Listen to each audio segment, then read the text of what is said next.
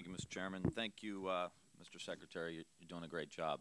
I really appreciate everything you're doing and using your bully pulpit to reach it out into different areas like the NCAA issue, and I really appreciate that.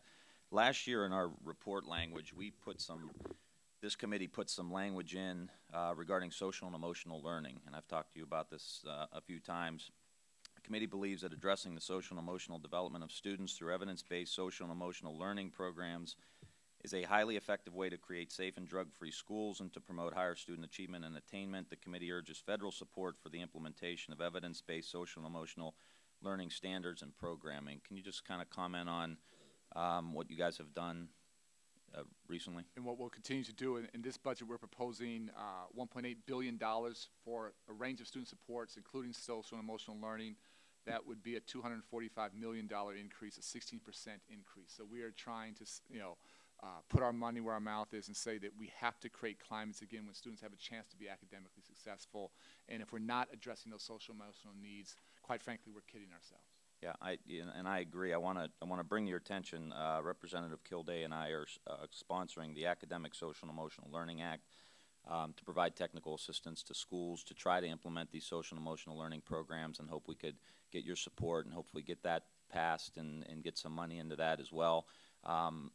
One of the recent studies I wanted to share with you, a meta-analysis of more than 700 positive youth development, SEL, character education prevention interventions, has shown an improvement in students' achievement test scores in SEL programs from 11 to 17 percentile points. And as we see the brain science, more and more backs up that we've got to teach these kids how to regulate their emotions. We now know that the part of their brain that has to handle the emotional situations that these kids are dealing with also deals with their short-term memory, their decision-making abilities. So all of these issues that we've talked about, these kids making bad decisions, whether it's teen pregnancy, whether it's alcohol abuse, regardless, I think teaching these kids these skills is unbelievably effective. I've been to schools in Cleveland.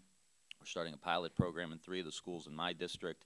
So I just would encourage you to continue to stay focused on SEL. It's, we're throwing a lot of money around, and I think this, which in many instances is needed, but I think this is a very, very effective, cost-effective way of doing business.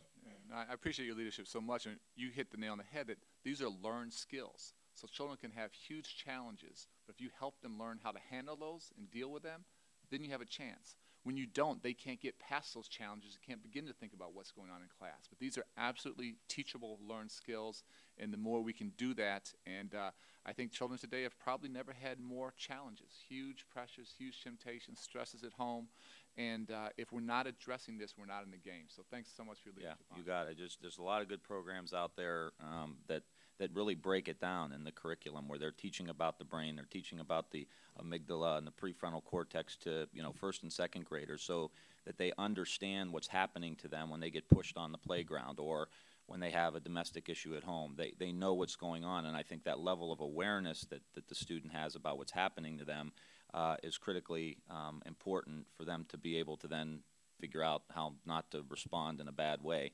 One other question. We have a great early college in Youngstown City Schools. Also have one in Akron as well in my district. One of the issues I wanted to bring up, because budget constraints at Youngstown State University, they've canceled the program. And so what I want to ask you about is making Pell Grants eligible for kids who are going in early college. I don't think it's going to cost us any more money. I think in the end it'll actually save us money because we're front-loading the money. So paying for these kids to go to college with Pell Grants their last 2 years of high school, and so we're going to avoid the latter years of the cost of living or the increase in education costs had they waited 2 more years. So can you help us with that and comment on it about creating that pipeline? Yeah, our administration is hugely supportive of early college and dual enrollment. What's interesting to me is so often historically this was seen as a thing for the advanced juniors and seniors to do. What I often see it in different contexts, it's actually a dropout prevention program. And students who may not be the highest performing but in the middle of the pack, when they start to take a college class and get college credit and start to think, man, I can really function and be successful in this environment, it changes their whole perspective on life. So it's a very interesting range of students who can benefit from this. We've proposed in our budget $100 million for college pathways and accelerated learning program that would expand access to college, dual enrollment, AP classes, the International Baccalaureate program as well, so $100 million there. On the Pell Grant issues specifically we've talked about, it's an intriguing idea. And I think it's been considered in the past, and there's some challenges associated with expanding Pell Grant eligibility to students still in high school. But it's an idea worth kicking around, and be happy to look into this and other options. At the end of the day, your goal of significantly expanding access to early college programs, I don't think we can do enough of this, and we need to be very creative in how we think about it. Yeah, I mean, we're going to spend this money on the Pell Grant one way or the other. I mean, if they go to college, you know, and let's spend it early and make sure they get into college, like you said, even the people in the middle of the pack. Thank you, Mr. Chairman.